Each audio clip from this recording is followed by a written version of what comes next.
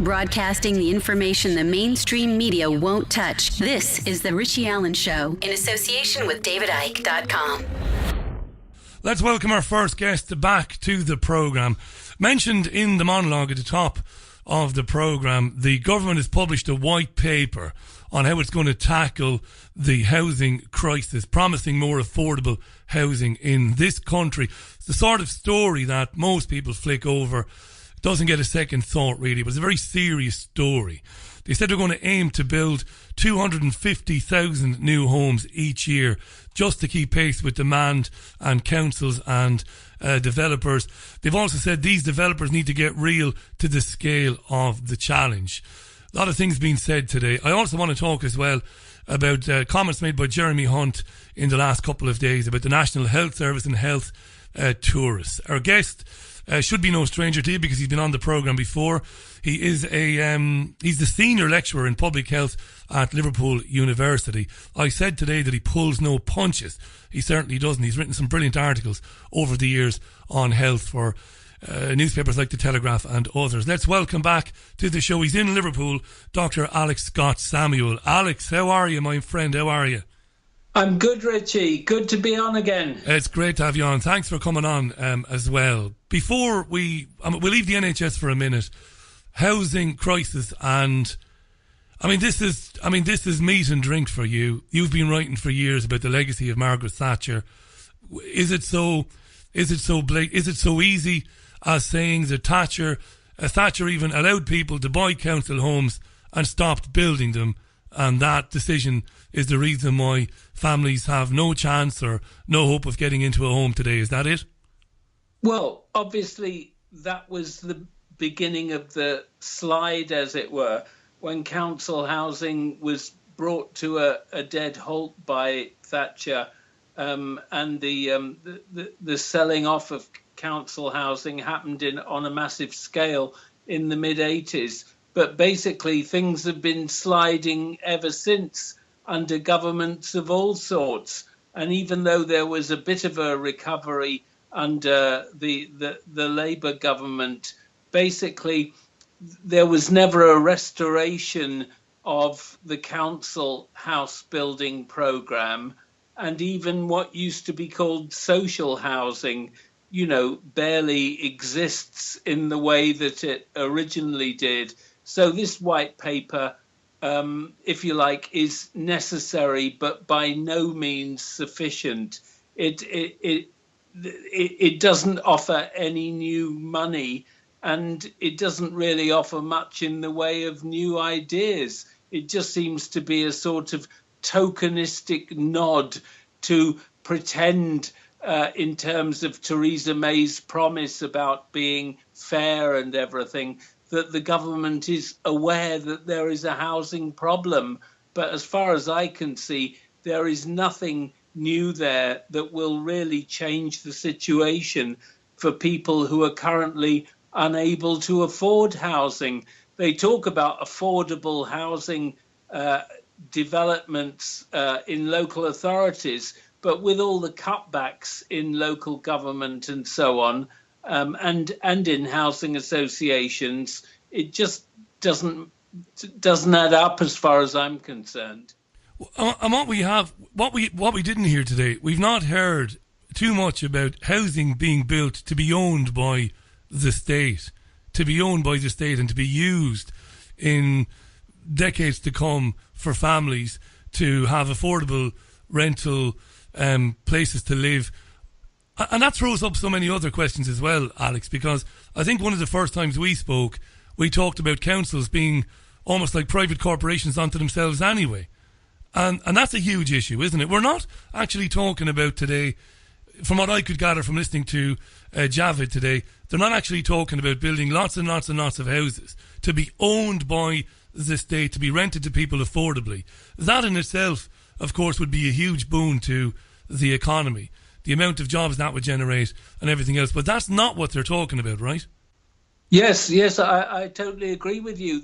There's no indication at all that they want to stimulate even the social housing sector, let alone a return to a genuine council housing sector. They seem as down on local government as they have been ever since the Condem government came in. And I can't see any indication of the kind of scenario you're describing. That's why I say it's depressing. It is depressing.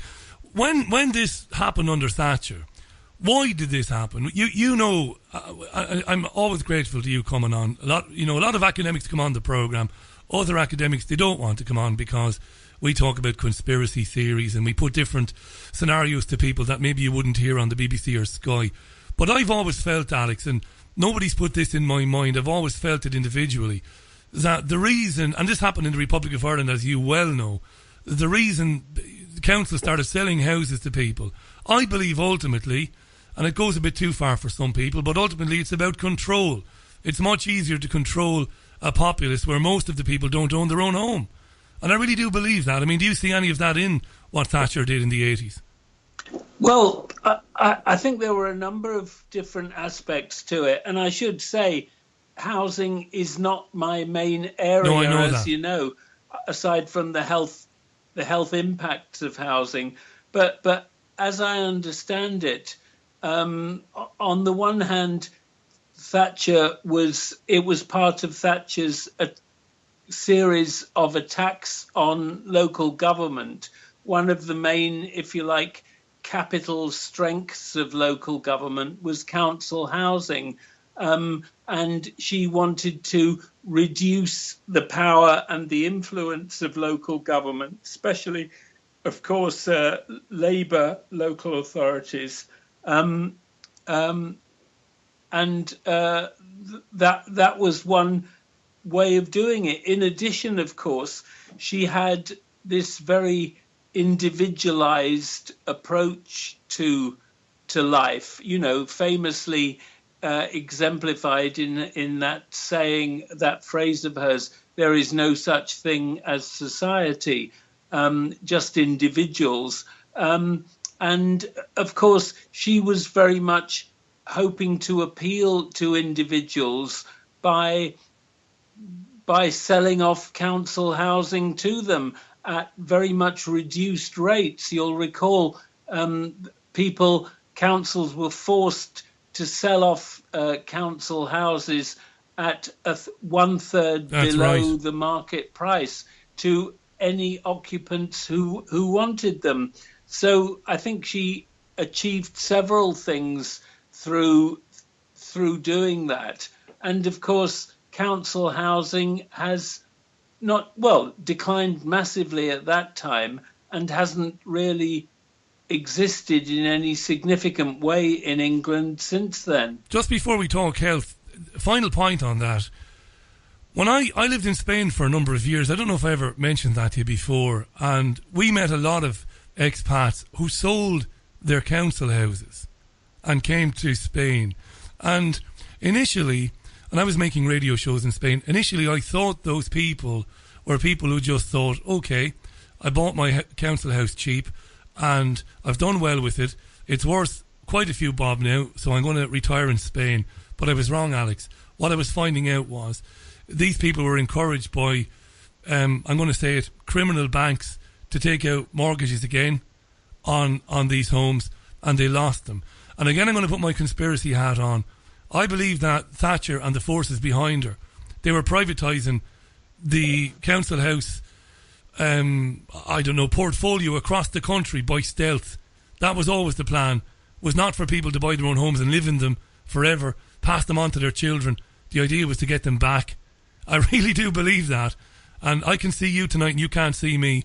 But I don't know, because my camera's not working. I don't know what you think of that, but I really do believe that. Just before we talk health, what do you think? Well, it certainly sounds feasible. I don't know anything at all about the Spanish situation you were describing. Yeah.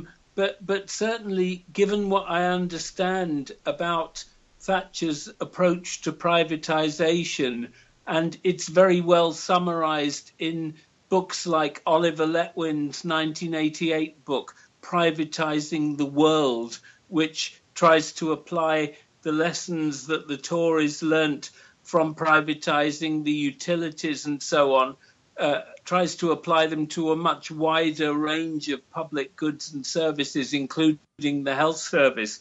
And certainly that was the general approach. It was basically private good, public bad. And I'm sure that they saw that as being true in the housing market, just as they did in every other area of the public sector.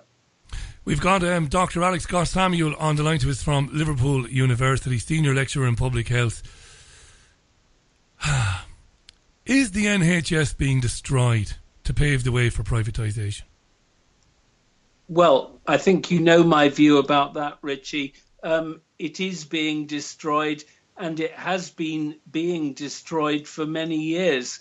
I won't go into any historical detail because I'm sure people don't really want to hear about that. But certainly there are published documents, many of them still available online, showing the intention of Margaret Thatcher herself, and later, in the later 1980s, many of her colleagues, to privatise the National Health Service.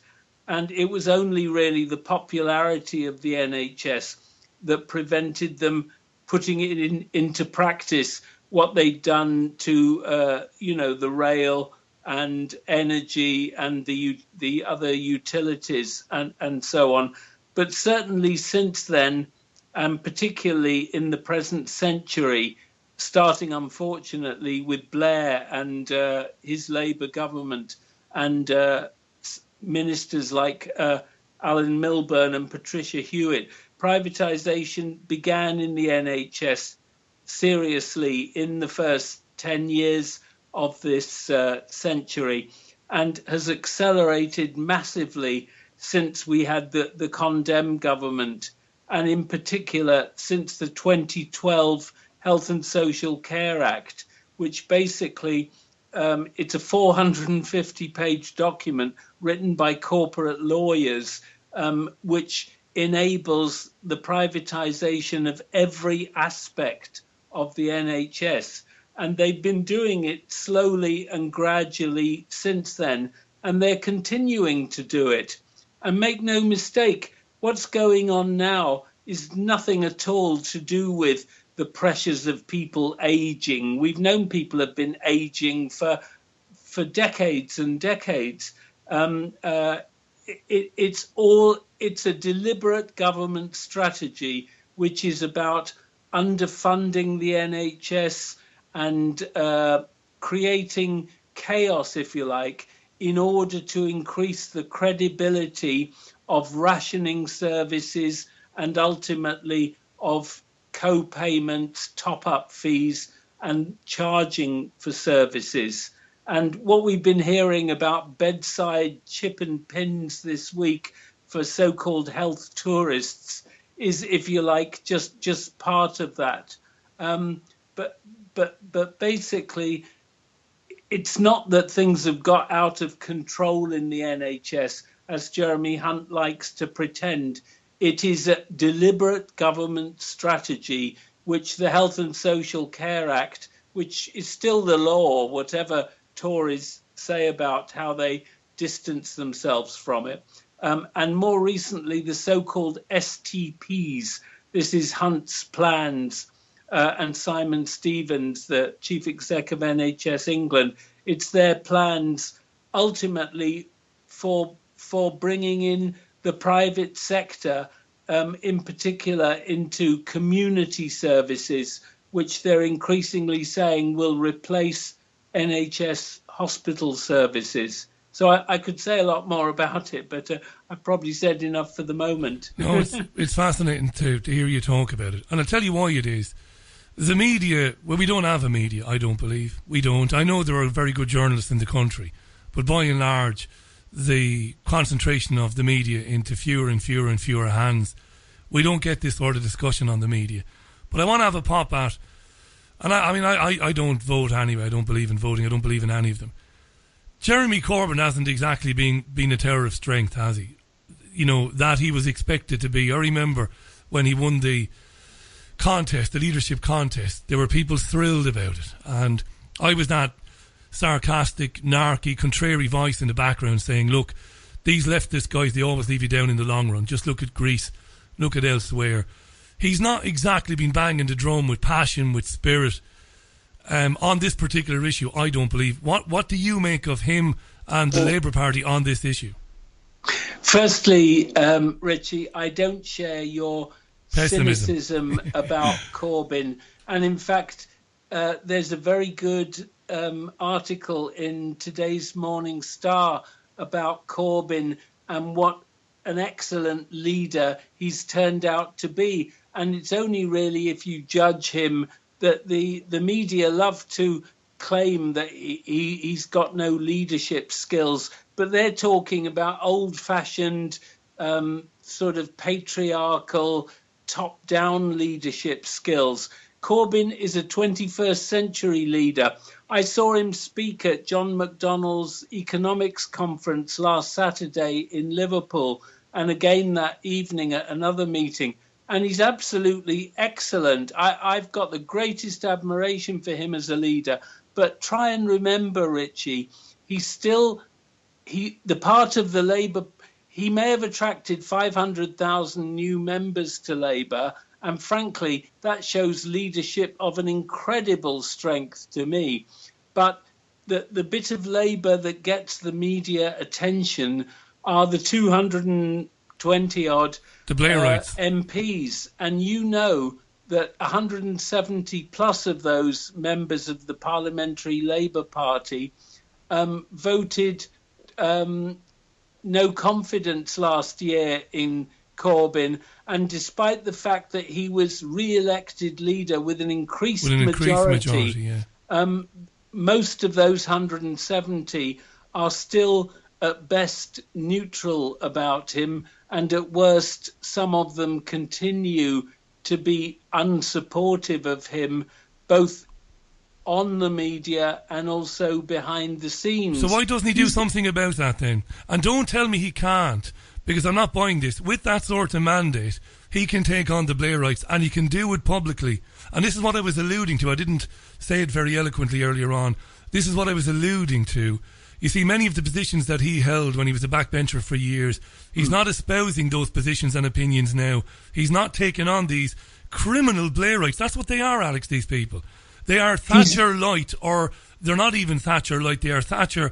They're a continuation of Thatcher. Why is he not taking these people on? Over to you.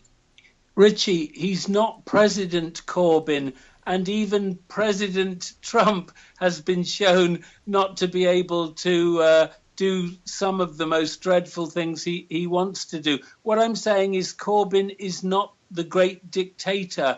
In order to make things happen in the Labour Party, he has to have the support of the National Executive Committee. And the National Executive Committee is very finely balanced. And Corbyn is doing his best to get support from the NEC, but it is very finely balanced. And the people who don't support him were able to add a couple of extra non-Corbyn supporters to the NEC at the conference last summer by pushing through in a rather unconstitutional way a very controversial clause, which I won't go into because it's boring, basically. But basically, he doesn't always have the support of the NEC. Even though he's the head of the Labour Party, and he can appoint the shadow cabinet and so on, there is massive support for anti and non-Corbynites within the Labour Party, which he is unable to do much about. Boss, let me jump in. Just continuing to do our best to try and change that situation. Now, you said those of you who support him. It's more than 500,000 people. I mean, to hell with the executive. Surely the National Executive Committee has to reflect the will of the people who voted Corbyn to be leader of the party. And they voted along the lines of, as you well know, Alex, better than me, they voted along the lines of the protection of the NHS, Richie, all these things, right? The nationalisation of the railways, public housing, all these things. These are the people who put him in. This is the Labour Party, the 500,000 people. Just as the Parliamentary Labour Party doesn't have to reflect the membership of the Labour Party, nor does the NEC. They have very strict rules, and unfortunately Corbyn is bound by those rules. And there are people like CLPD, the Campaign for Labour Party Democracy, who try to put forward rule changes that will support more democracy in the Labour Party in the way you're describing. But you can only put forward rule changes at the annual conference in September. I won't go into all the procedure. You don't want to hear it. But it's nothing like as easy as you claim. He's done wonderfully in building the biggest political party in Europe, and nobody gives him credit. And even the great Richie Allen, I heard a few minutes ago, falling for that media line of saying that he doesn't have leadership skills. Yeah, fair enough. Listen, I can take the slings and arrows. My problem with him is, and you know, you said that, I mean, the reason I asked you that question is because we don't know. I'm not a member of the Labour Party.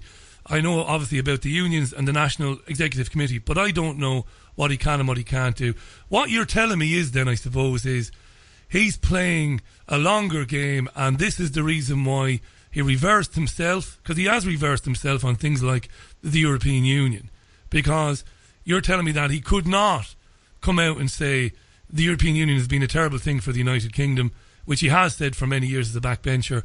It's basically a tyranny, so therefore I recommend we come out. You're saying he's got to play a game like that, because that's ultimately what he's done, right? You're very good at putting words in my mouth. I didn't say anything at all about the European Union. No, I know you didn't. No, I'm saying that. I don't propose to. You say that he's playing a longer game. The thing about Jeremy is that he doesn't play games. Like me, his heart is on his sleeve. What you see is what you get. And I just think he's doing the best he can in extremely difficult circumstances. I'm sure that some of his stuff around the European Union, like the 3-line whip that caused controversy last week, is about what he perceives as will be the best way of dealing with his political context, including the media, which continue to attack him all the time. So I'm sure some of it is about tactics and strategy, but basically he's not a tactical kind of guy. He's someone who has values and who sticks to them. And good luck to him. Well, you've had the last word on Corbyn. We've got about 5 minutes left. We've had a lot of comments on this. Many of them are about Corbyn. I would suggest to people, go to twitter.com, put Richie Allen Show in Twitter, press enter, and you'll see what everybody else is saying about Corbyn. A lot of people agreeing with what Alex is saying. Some people agreeing with me that there's no point. You get the same, it's the same sides of two coin, or the same two sides even of the same coin. Ultimately, that's what you get. So lots of different opinions on that. I had a question on what Hunt said, and I completely agree with everything you said about Hunt and the privatisation of the NHS. But a couple of people said, look, the NHS is for the people of the UK, first and foremost. Why wouldn't we try and get people from overseas to pay for non-emergency treatment? That's an interesting one, because when I lived in Ireland many, many years ago, I came to the UK for a football match on a Friday, and I got an infection in my hand which swelled up really badly. And I went to a casualty, A&E, and they used a lance, and they made a cut, and they gave me some tablets, and it was marvellous. And when I went to offer them some money, at the time, honestly, they said, well, no, you don't pay anything. I said, well, I'm not from the UK. They said, well, no, you're okay, don't worry about it. On you go. And I thought that was lovely. And I thought, well, if that's the same in the Republic of Ireland, that's a good thing. But what about those who say, however much of an idiot Hunt might be, he's right to talk about people paying for non-essential services here if it brings in 500 million quid. What do you think? Yes, of course he's right about it. And by the way, as you know, when you go to when when UK citizens go to Europe, they take a Euro health card, and in the same way, there's a reciprocal arrangement in this country. So that's one of the reasons why there isn't the same payment arrangement for EU citizens and also Norwegian and Swiss and one or two others, as there is for people from other parts of the world. But yes, of course, people where there isn't a reciprocal arrangement should be paying for NHS care. Of course they should, but all we're saying is that the current way of charging is not very effective and that it needs to be made more effective. But firstly, it's only 1/3 of 1% of the annual health budget. So we're talking about relatively small amount. And all Hunter's been doing this week with all his chip and pin stuff is just trying to stir up a diversion from what is actually happening in the NHS, which is that he is planning to close up to 60 accident and emergency units or downgrade them, and that there is massive underfunding of the NHS. And of course, there are things like private finance initiative, PFI payments that are practically bankrupting many health bodies, trusts and so on. So basically, we're surrounded by disasters in the NHS, particularly in England at the moment. And this is just a convenient... Yes, of course, we should improve the arrangements for charging foreigners. But by this new law that he's going to bring in, he's just succeeded in creating a few diversionary headlines. I think it's called the dead cat strategy, which the Tory papers in particular have been delighted to make a lot of noise about, but which will go nowhere at all to filling the funding gap which May and Hunt's government has created and continues to create, both in the health service and in social care, because of course a lot of the NHS problems are because of the inadequacy of social care. And Liverpool's head of social care resigned yesterday because he couldn't take any longer the massive cuts that Liverpool City Council have been forced to make over and over again in social care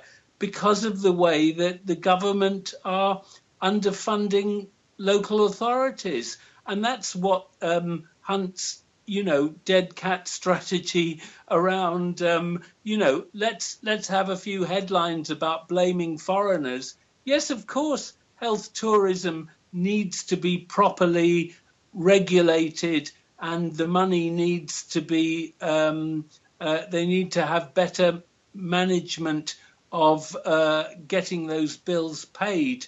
But it's been purely diversionary. And a very successful media strategy, it obviously was. Well, of course, yeah. The reason we exist, not to, in any way sound like we're full of ourselves or we're arrogant, but the reason why programs like this exist is because the presenters and the broadcasters we watch, we listen to, they're not asking these questions, they're not talking about these issues.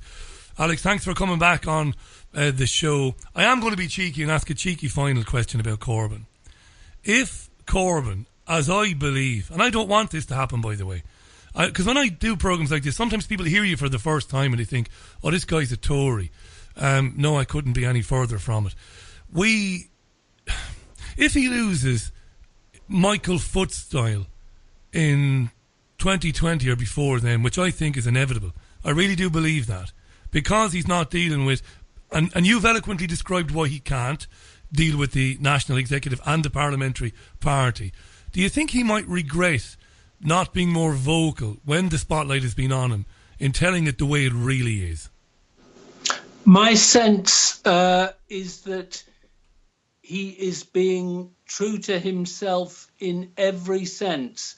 he is retaining the values that he has maintained over decades and doing his damnedest to introduce those values into the National Labour Party discourse, as it were, and that he's doing it with great success. I think he's made fantastic progress, given how the Labour Party has been, certainly since 1997, in effect, part of, sort of fluffy neoliberals. Yeah.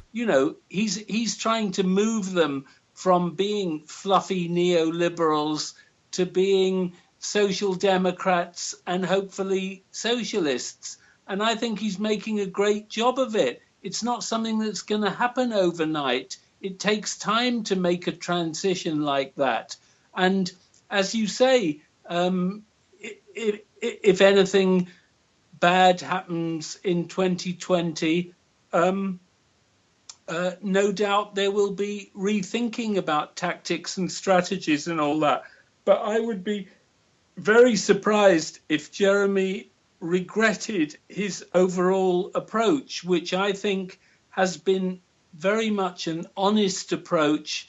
And if one ignores the media and listens to the man, if you look at his 10 pledges from his last leadership campaign, which are still available all over the internet, they're things that nobody could possibly disagree with.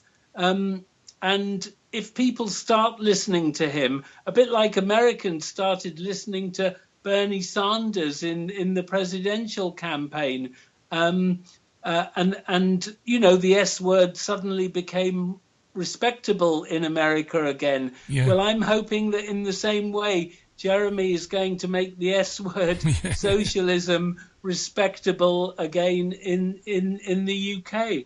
Alex, I could talk to you all night. Thanks so much for coming back on the programme and giving us your time. Thanks, Richie. Thank you. Great chat. Look after yourself. The terrific Dr. Alex Scott Samuel from Liverpool University, senior lecturer there in public health, top man.